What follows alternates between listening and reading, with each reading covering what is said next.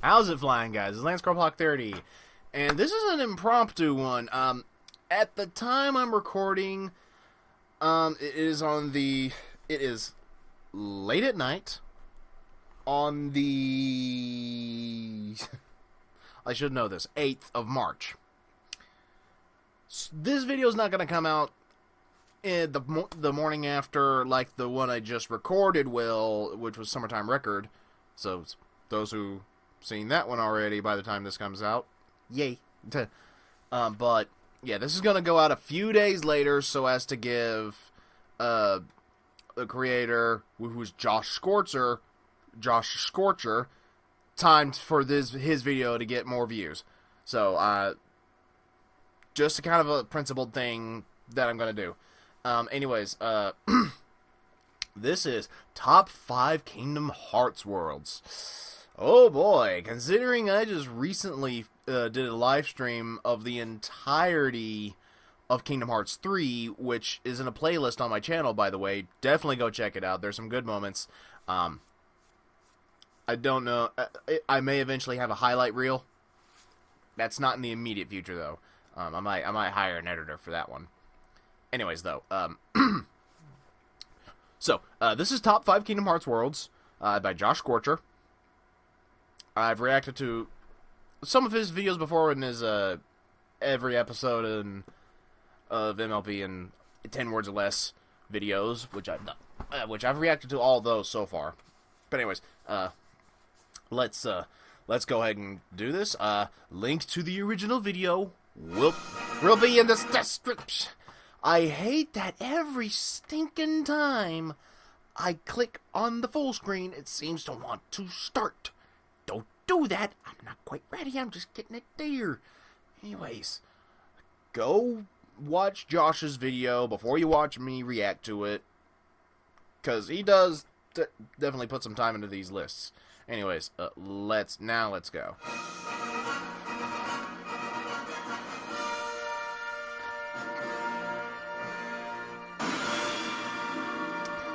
Kingdom Hearts month. This is the second video he's done.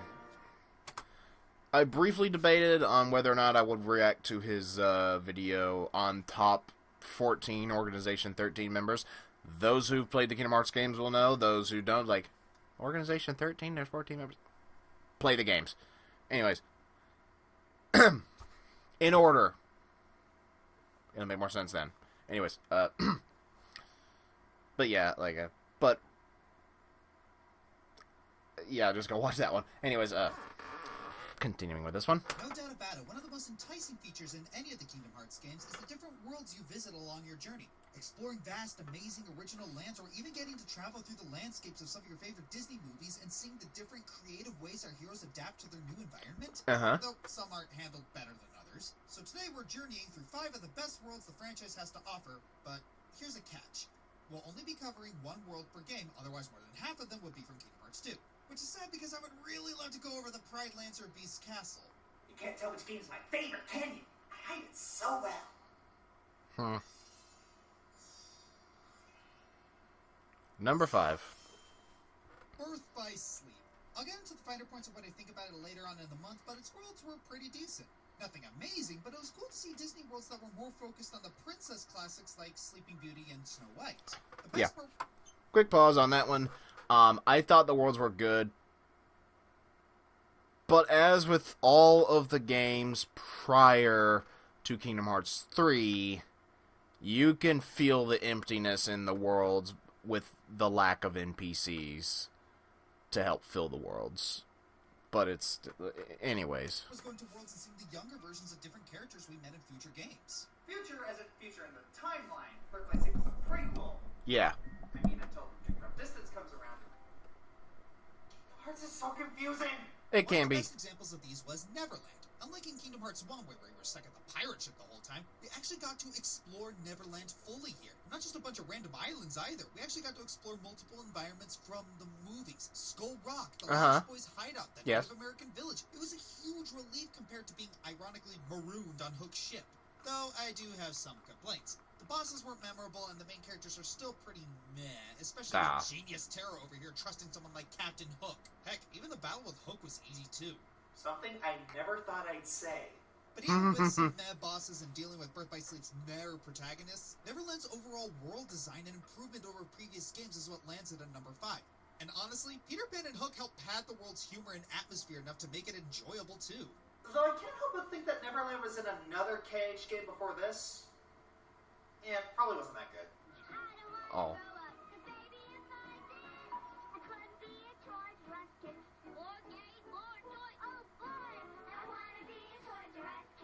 Well, that's an old commercial.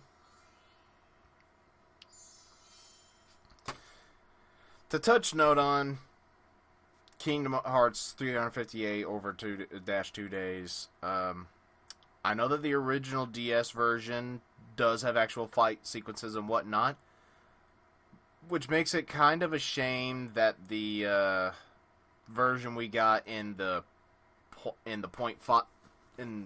1.5 remix was relegated to pretty much just cutscenes, unfortunately.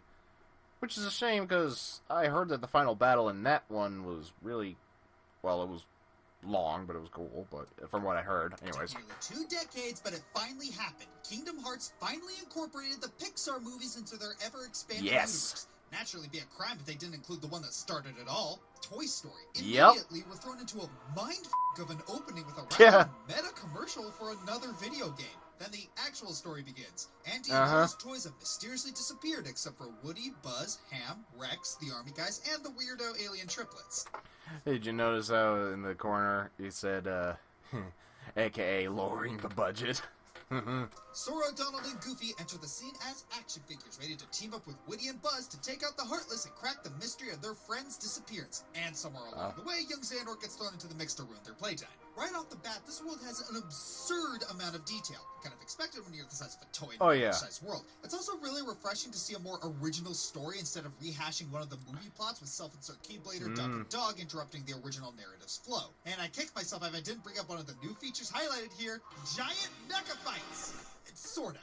It's nowhere near the levels of, say, Voltron or Power Rangers, but it's it's not new, that, which is but always it's refreshing. pretty Of cool. course, you also got your silly moments like Rex's self-aware game references and the little tongue-in-cheek instance with the helium. Get a load of me, Buzz. I sound like an alien. Of course, I gotta mention the final battle. Without giving too much away, Woody, the rootinest, tootinest cowboy doll, literally stamps the darkness away from him and verbally drop-kicks Xehanort for everything he's done to them. My guess is no one's ever loved you before, because you know nothing about hearts and love, and that's something you'll never understand, because you are hollower than any toy. Ouch! Could you imagine the original Black Friday pitch Woody going like that after his friends? If it wasn't for me, Andy wouldn't pay any attention to you at all. In fact, my stretchy friend, you would have been hauled away to Goodwill a long time ago. Speaking of which, on a more personal... What the I did not know that existed. What the crap? Note, seeing this movie franchise brought to life in the games... I'm glad they did not go that direction. Of You Got a Friend in Me really brings out my inner child and nostalgic feelings. Wow. I put it this way. I saw Toy Story 1 when I was 3. Years later, I watched Toy Story 2 during my teens when I was growing up and learning to understand deeper concepts. So watching Woody deal with Andy growing up kinda hit home for me. Finally, I saw Toy Story 3 right before I went off to the Marine Corps. So the ending where the toys were saying goodbye to Andy really hit me where it hurts. I have emotional attachment! You've got emotional attachment! Oh, come on, Josh. You got a friend in me. You got a friend in me. I have no doubt that people cried at that one. I didn't, but I will. Looking at it, it was really well done. One of the coolest unexpected moments in the original Kingdom Hearts was fighting Chernobog. It was a great treat after a world which mainly consisted of scripted mob battles. So I can only imagine my joy when we got a full Fantasia world in Dream Drop distance. While the story of it was somehow more inconsequential than the other worlds, it didn't matter because of how fun it was to play through. It was fun. It was very beautiful. Gorgeous recreations of scenes from the movie to explore as both Sora and Riku. There's plenty of expansive areas which gives you an incentive to explore and find chests. The reality shift for this world also lets you play a fun little rhythm minigame to attack enemies. Though obviously, it wouldn't be Fantasia without the music. And in a genius move, the developers made the voices silent with no battle music so you could just lose yourself in the orchestra. Unfortunately, though, it loses some points for the mediocre boss fights, especially Chernobog, who's a noticeable downgrade from his original incarnation. Neither of these bosses were bad. In fact, visually, these bosses are amongst the best, but in terms of combat, they didn't have a lot of substance. Seriously though, hack and slash games, classical music, surprisingly effective combination. It worked for Asura's Wrath. I wonder what others.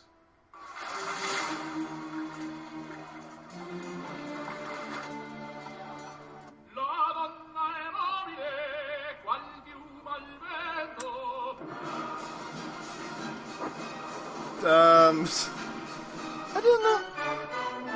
Okay, that would be funny to see that happen. What?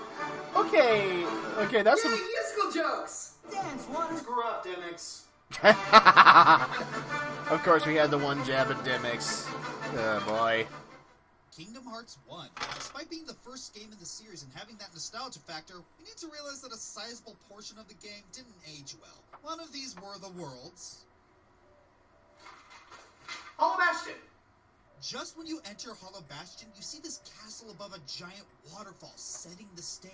The entire game was building up to this world. You have no idea what to expect. And as you enter, Riku appears, take your Keyblade, Donald and Goofy leave you, you go super diving with Beast, find Riku, get your Keyblade back, have to deal with a bunch of weird but interesting puzzles, find Maleficent, fight Maleficent, Riku snaps Maleficent, fight her Dragon Form, find Riku, have to fight him so many freaking times, turn into a Heartless, become human again, leave Hollow Bastion, come back to Hollow Bastion, find a Behemoth, kill it, lock the keel, and we're done. I mean, what the heck?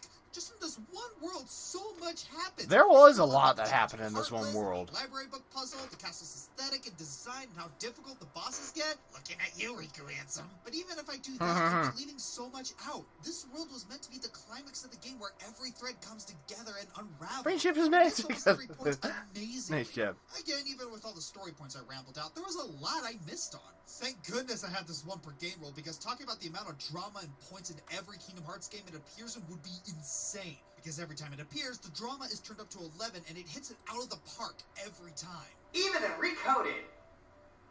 Wait, no. You know what? The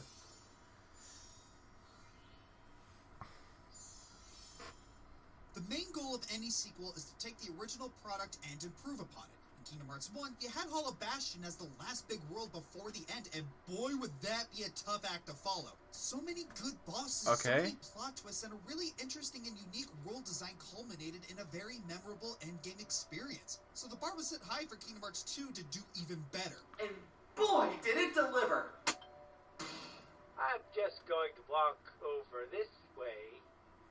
I'm not dignifying that. He giggled so much. With that Caboose voiceover. Oh man, Caboose makes just about everything better. The world ends with you, the world that never was introduces itself first as just a simple city, but then the camera pans up and holy crap, is that Kingdom Hearts in the sky? Yes! With a giant floating castle? Yes! What's next? A grandiose fight against Heartless and Nobodies with multiple amazing story elements that would make my rant about Hollow Bastion look like a short story in comparison? Yes! Yes! Yes! From the very beginning, amazing boss fights and emotional moments that are stuffed into this final level are so jam-packed, it's like a calzone with 100 toppings, and all of them are delicious. From the beginning, where you have a Keyblade duel with Roxas, to battling the remaining Organization 13 members, and culminating in the many, many forms of Xemnas. And what makes the final portion the greatest is that you get to fight with Riku at your side, taking names and slicing buildings in half. Yep.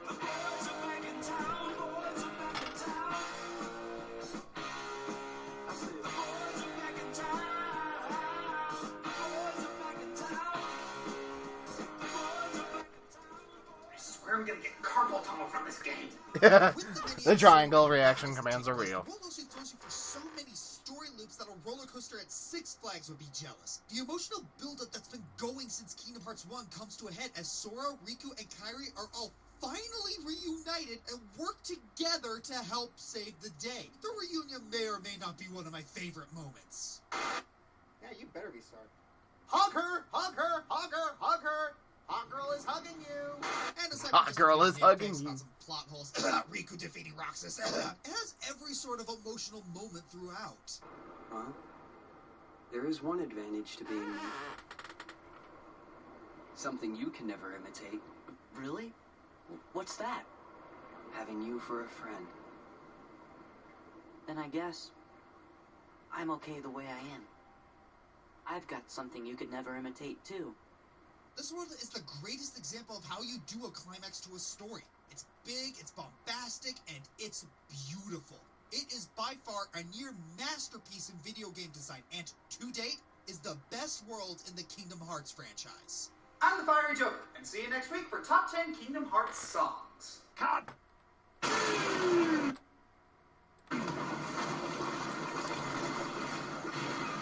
Top 10 Kingdom Hearts songs. Don't know if I'll watch that one. I'm going to turn this down for this last stretch.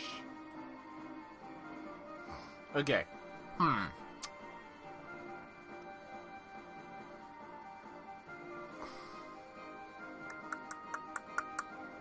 So, I'm sure there's some people wondering whether or not I agree with him on some of his choices.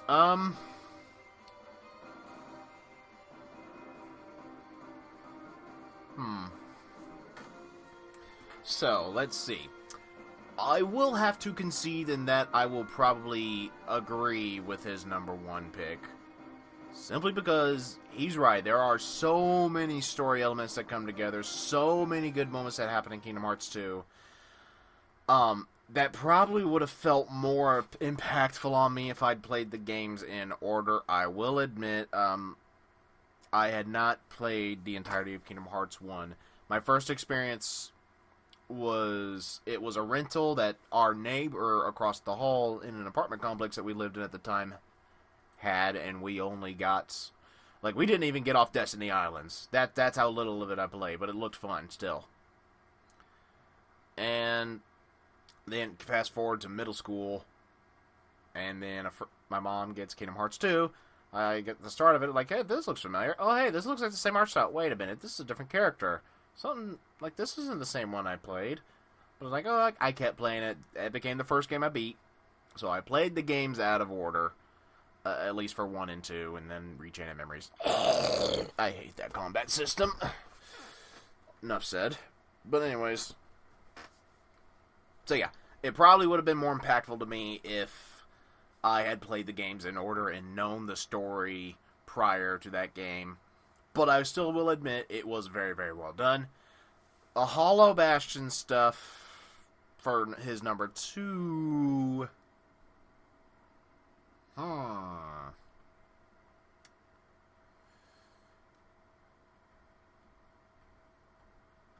not sure. Like, I don't know. Like, I'm a little iffy on that one just because it's kind of, the puzzle. Some of the puzzles were interesting. Some of them were annoying, but overall, the world was very well done, and there was a lot that happened in there, so I'll probably concede on that one. The Toy Story one was definitely really good addition. I personally kind of lean more towards the Pirates of the Caribbean world as far as stuff I enjoy, because it is a really, really big world to explore in Kingdom Hearts 3, and some of the game mechanics that are used in it are very, very interesting, too. But I will say, Toy Story is very, very well done as well. He also said Symphony of Sorcery, which was from Kingdom Hearts Dream Drop Distance. That was definitely a very interesting one from that world, from that game. Probably one of the more interesting ones, I would say. And then his number 5 with Neverland getting that upgrade. That one,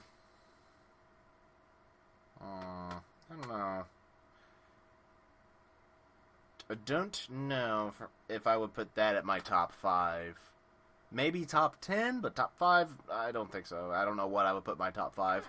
But anyways, what did you guys think? Let me know in the comments down below. Like if you enjoyed, comment, if you disagree with me and him, or what you would have done differently, etc. Subscribe if you're new, and tap the bell to get notified whenever I upload a video. That way you don't miss any reactions, gameplay, or otherwise from me. This has been Lance Corporalock 30.